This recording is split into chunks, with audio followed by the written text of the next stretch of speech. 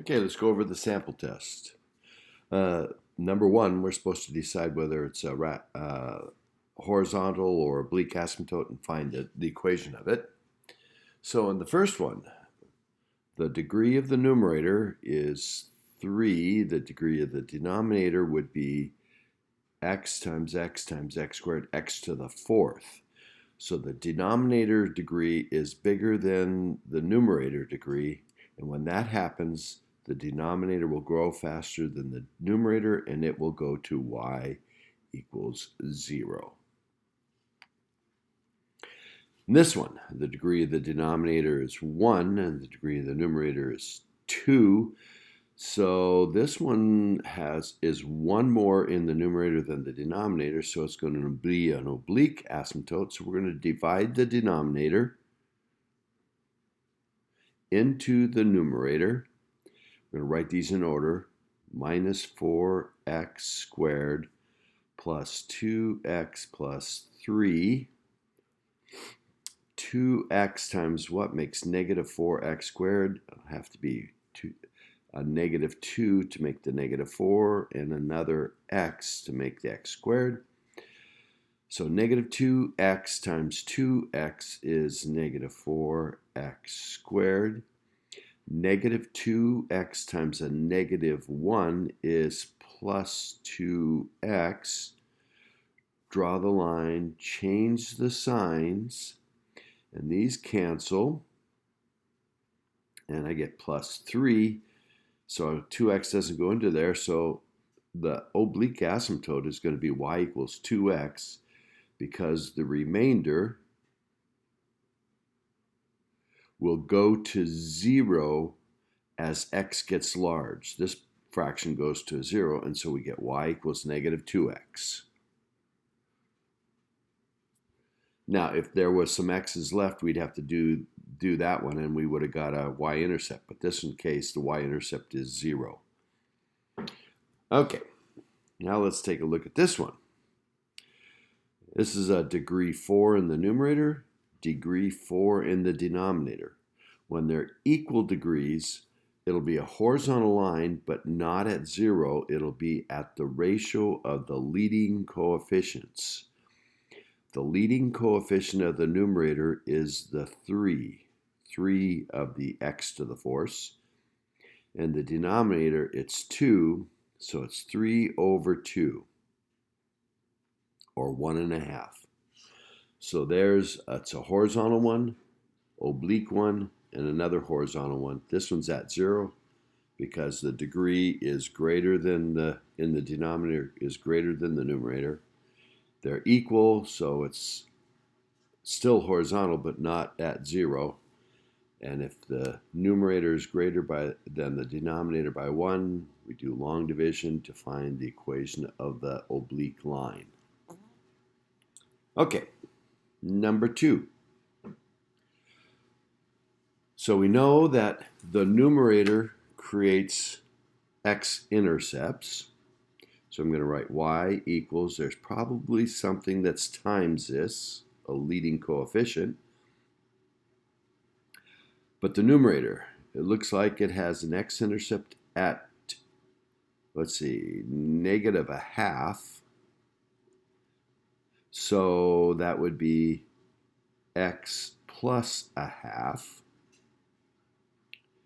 And that's a single, so the multiplicity is 1.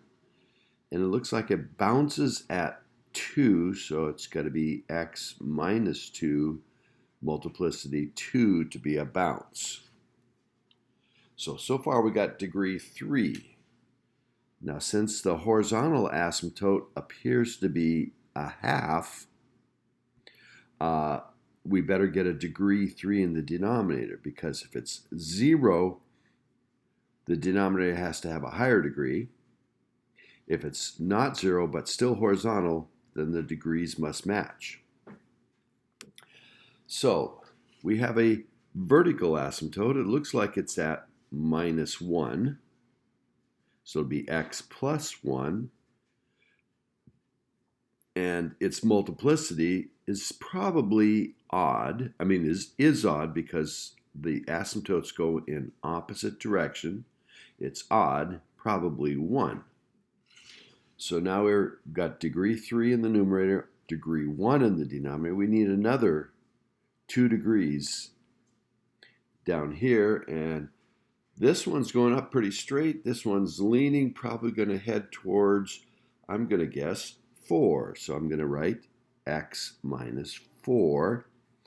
And they're both going in the same direction, so that's probably squared. And now my degrees are equal. Degree 3 and degree 3. To find this number here, we often write a.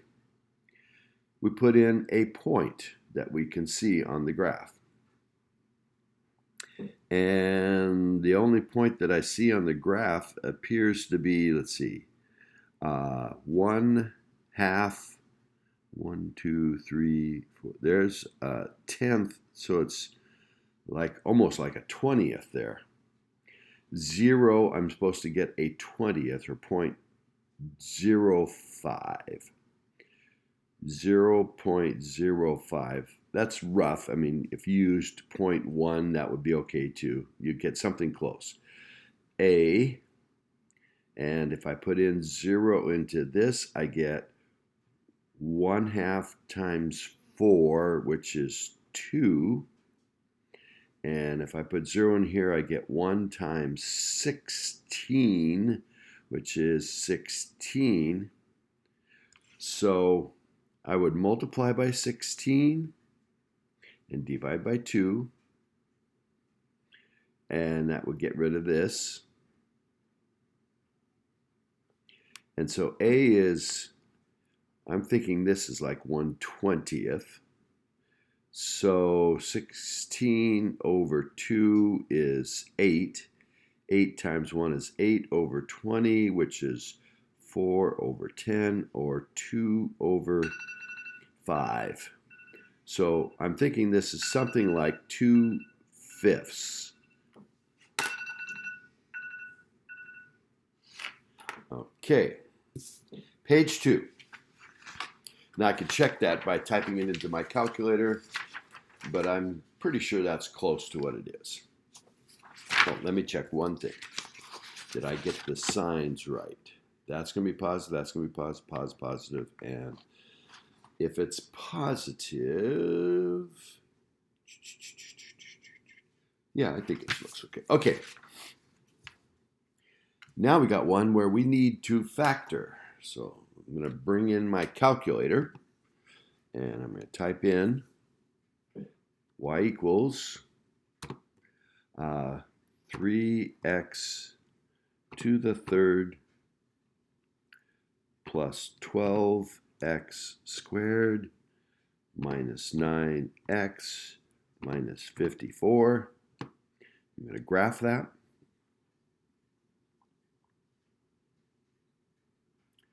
And it looks like it's 1, 2, 3, 4, 5. The only place I see something. Let me go zoom 4. Don't see anything. I'm wondering if I typed it in incorrectly, so let's check that. 3x to the third. Oh, I did type it in incorrectly. That's when I don't see the 3 of them. And I usually am making these so that they all show. That's supposed to be plus 12x squared minus 9x minus 54. Okay, now let's graph. Now I see them. That looks better. So I got a double at -3, so that's x plus 3 squared. And I got a single at x at 2, so it's x minus 2. And I have a leading coefficient of 3. Now let's do the denominator. So I'll just turn that off, come down and turn this one on. X to the third plus 2x squared minus 4x minus 8.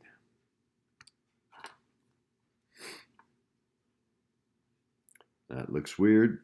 I'm thinking maybe I typed something wrong again. I did. I don't know why I keep doing that. This one should be plus. Keep missing it on that one. Minus 4x minus. Okay, graph. Looks like I have a double at -2. So in the denominator, I've got x plus 2 twice and a single at +2, which is x minus 2. All right. And the leading coefficient's 1, so there's a 1. So this looks like it. That's the factored. And it does look like I have a hole. We got x minus 2 and x minus 2. Those will cancel. So there's a hole at +2. And to find the y value of the hole, again, we put 2 into the reduced, the similar, not exactly the same function, 3x plus 3 squared over x plus 2 squared. And if I put in 2, I get 3 times 2 plus 3 is 5 squared, 25, over 2 plus 2 is 4 squared is 16, 75/16.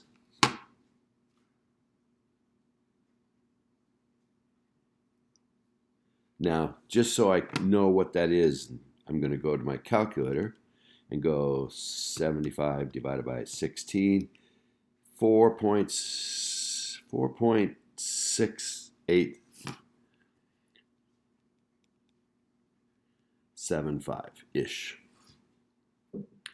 Okay, so there's a hole there. Determine the vertical asymptotes and the behavior at them. So at asymptotes, the behavior is either the curve goes in the same direction or opposite direction. So we have a vertical asymptote at -2. We write it as x equals -2. There's no more because that was the hole and there's no more factors in the denominator. This was squared, so it goes in the same direction at it.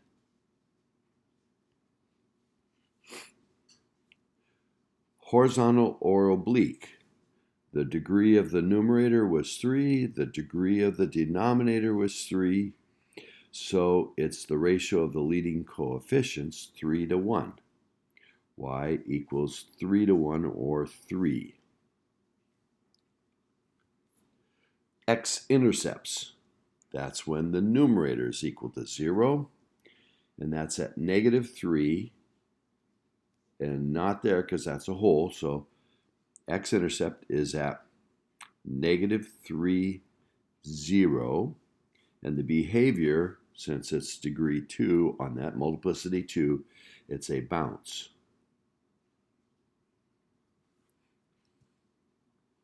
What happens if, as f of x to the y values, as x gets very large? What's the end behavior function of the right? Well, it approaches the horizontal asymptote. Approaches y equals 3. Approaches a value of 3. Y-intercept. Well, we got to put in 0 for the x, and we can go back to the original function. If we put 0 into all the x's and 0 into all the x's, we get -54 over -8.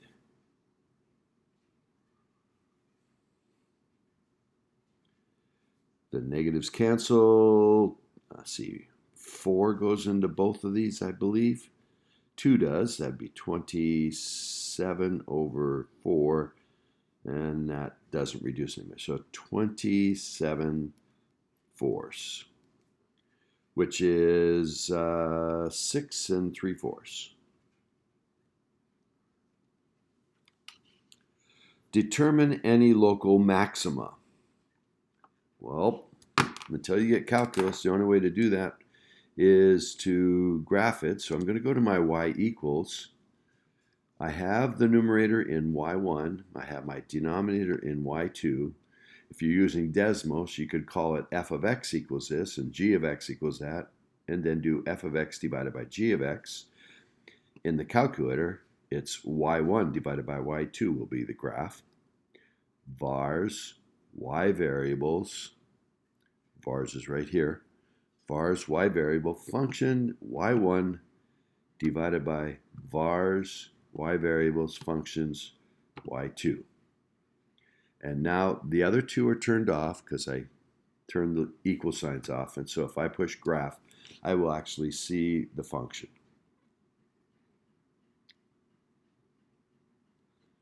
And I don't see very much, so I better zoom out a little bit. I did zoom 6. And there's the bounce at -3 that we predicted.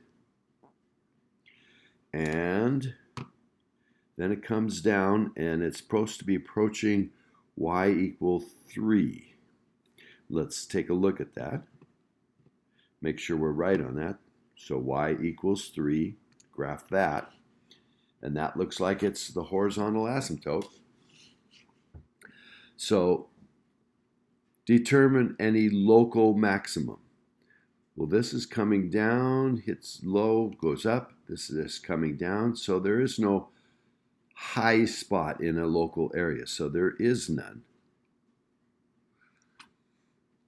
There is a local minimum, and we can see that it's 0. Local minimum of 0. It happens at x equal -3, but we don't need that. That local minimum is 0. When is this graph less than or equal to 0? Well, it's always positive, except for right there, it's equal to 0. So there's only one place where it's equal to 0, and that's at -3 to -3, or if you will, just at -3. And some texts allow you to write it that way. And when is it increasing? Well, it's decreasing till -3, and then it increases to the vertical asymptote, which was at -2. So it increases from -3 to -2. From -3 to -2, we never include the ends on that. And we always answer in terms of x's. From -3 to -2, the graph is going up. So there's that one. Simplify the following, if possible. Well, cube root, we got a negative. Negative always automatically comes out of an odd root. We may have some more stuff left underneath, so I'm just going to write that over there. But 54, 2 times 27, which is 3 times 3 times 3. We're looking for groups of 3. Well, let's write the rest of this. X, X, X, X, 4 of them, and a Y. There's 3 3's, comes out. A 2 will stay underneath. 3 X's come out. We don't have to worry about absolute value because it's odd. We got an X and a Y left underneath.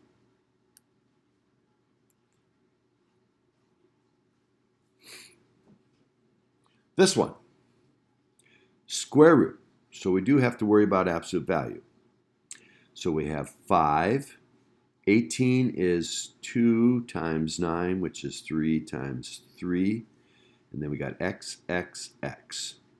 We're taking out pairs. A pair of 3's come out. A pair of X's come out. Since it's an even root on a variable, we need to put absolute value.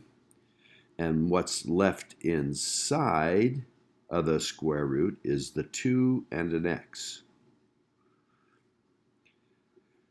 Now, this one's already simplified. 2 can't be simplified, X can't be simplified, but it has absolute value of X times the square root of 2X minus 2 of those. And here we have 15, and these look identical. If they weren't identical, we couldn't do the next step here, but we can on this case. 15 of these things minus 2 of these things is 13 of these absolute value of x square root of 2x. All right, even root. The root is 2. We've got this thing cubed, so we got 3 of these, and then we're taking the square root. So 16 is 2 times 2 times 2 times 2, xy, 3 times 2, 2, 2, 2, xy, 2, 2, 2, 2, xy. And we're taking the square root. This is doing it the square root way. So I'm taking them out in pairs. 1 pair, 2 pairs, 3, 4, 5, 6. 2 to the 6th, which happens to be 64 if you want to work it out. And then we have a pair of x's, a pair of x's, and a pair of x's. That's x to the 3rd, which would be negative if x was negative, but we're doing even roots, so we have to put absolute value. And we got a y and a y and a y, 3 of them. 2 of them come out, so that would have to be an absolute value. And what's left underneath the square root? Well, we took all the 2's out, all the x's out, and 2 of the y's, so there's a y left. Now, if you wanted to do with exponents, 16 is 2 to the 4th, and x squared y to the 1, and we got to distribute the power. These are all multiplied, so we can distribute it. 3/2. So this becomes 2 to the 4 times 3 is 12, divided by 2 is 6. X to the 2 times 3 is 6, divided by 2 is 3. And y to the 1 times 3/2 is 3/2, or 1 1/2. Since I'm doing square roots, I got an odd number out, so I'd have to put absolute value on that. And I get y to the 1. This is y to the 1 and y to the 1/2. And y to the 1, I'd have to put absolute value. So I get 2 to the 6th, or 64, x to the 3rd, in absolute value, y to the 1 in absolute value, and a square root of y left. You can write it this way or with the square root like I did there. Okay, we haven't got to these yet in class, but we'll go ahead and do this. What's the common base between 16, 8, and 4? Well, 16 is 2 to the 4th, but it's in the denominator, so a negative would move it to the denominator. And we got 8, which is 2 to the 3rd, and that is to the 3x plus 2. And we have 2 squared to the 2x minus 3. Each one of these can be represented as a power of 2. Now I'm going to use my power rules. When I got a base to a power, we multiply them. So I'm going to leave this one alone. 2 to the minus 4. 2 to the 3 times 3x is 9x, almost said 6x. And 3 times 2 is plus 6. 3 times the whole power. And I got to do it times 2 times the whole power. So this would be 2 to the 4x minus 6. And when you're multiplying with the same base, you add the powers. So I get 2 to the 9x plus 6 minus 4, which is 9x plus 2. The minus 4 and the 6 make the plus 2. Equals 2 to the 4x minus 6. Both sides have the same base. They're supposed to be equal. So now, if it's down to a single base, the powers must equal. So I can say 9x plus 2 has to equal 4x minus 6. If I subtract 4x from both sides, I get 5x plus 2 equals negative 6. Subtract 2 and I get 5x equals negative 8. Divide by 5 and x equals negative 8 fifths. I'm going to check this and make sure it's correct. And I'm going to show you a little trick on that. On the calculator, you can make x be this. I can type in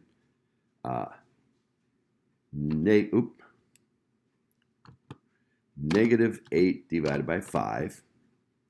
Store that in x. So now this calculator, if I clear, it thinks x is equal to that number, negative 1.6. Okay, that's negative 8 fifths.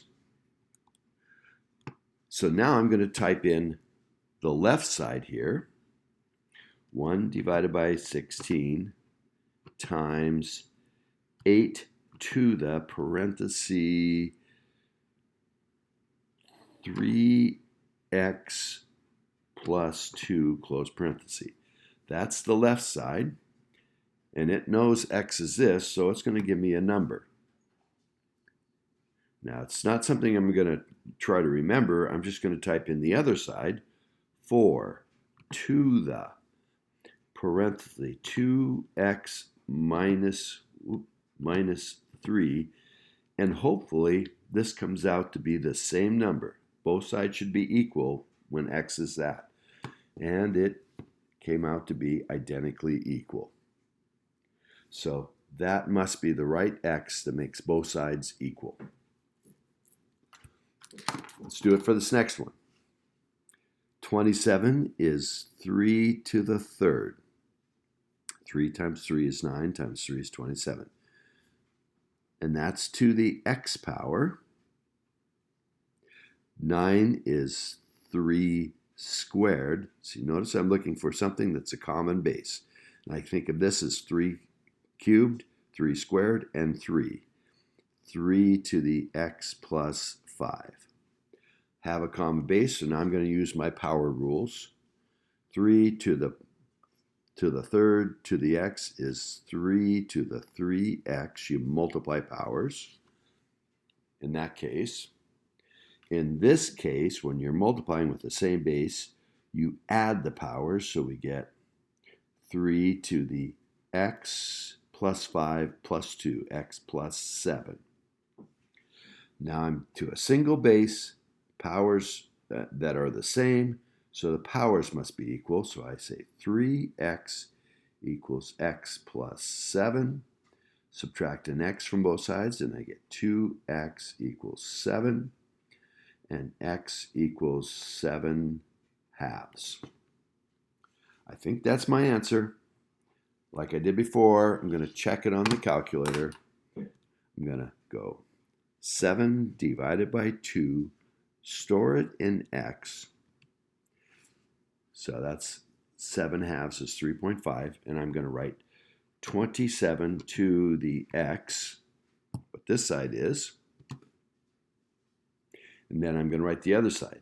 9 times 3 to the parenthesis x plus 5. And it should come out to be the same number if I've got the right answer. And they came out to be the right answer. Both of them are the same. So this number for x makes both sides equal.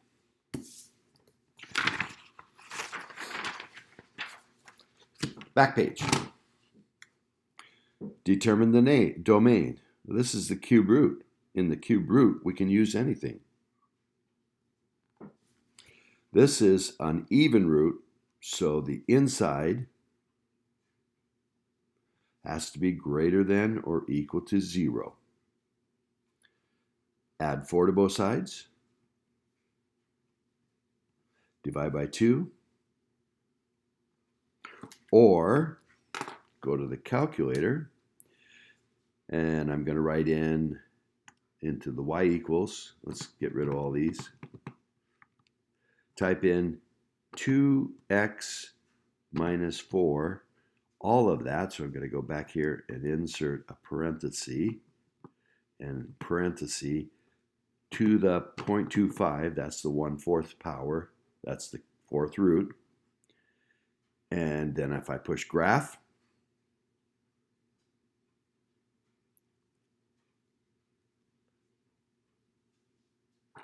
looks like it starts at 2 and goes on, which is what I said here. Starts at, and I can include the 2, because 2 makes the inside 0, to infinity.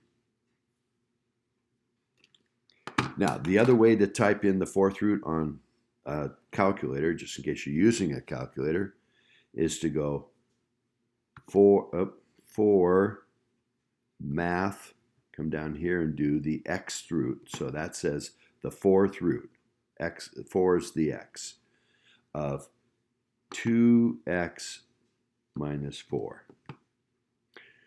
And I'd have to include parentheses on this. So let's go here. Second, insert a parenthesis and a parenthesis. So the 4th root of all this. Now, I shouldn't have put it here. I need to put it in my y equals. So I'm going to go to the y equals, clear. Second, enter. There it is. And then I'm going to graph. And it'll take it a while, but eventually it'll show from 2 on. There it comes. Okay. And now, suppose that funds in dollars remaining in investment are modeled by this. We're going to use what we know about rational functions. How much remains after 5 months? Well, t is the month, so we put 5 into here. So I can do it the one way, or I can do it this way, parenthesis 3,000x squared divided by parenthesis x squared plus 2. And then if my table sets on ask for the independent, I can go to the table and delete all these and put in how many months? 5 months. So I put 5, and it says 2,777.8. 2777.8. Now, you could have done it just on the regular screen. You could have said parenthesis 3,000 times 5 squared, close parenthesis, divided by open parenthesis x squared, 5 squared, 5 squared plus 2. And it turns out it's not 80, but 77, 78 rounded off. And how much is expected to remain after many months? So this is kind of saying, okay, this must have a horizontal asymptote. Degrees are the same. So it's going to go as the ratio of the leading coefficients. The leading coefficient in the numerator is 3,000. In the denominator, it's 1. So after many months, it's going to go towards 3,000 over 1. It's going to go to $3,000.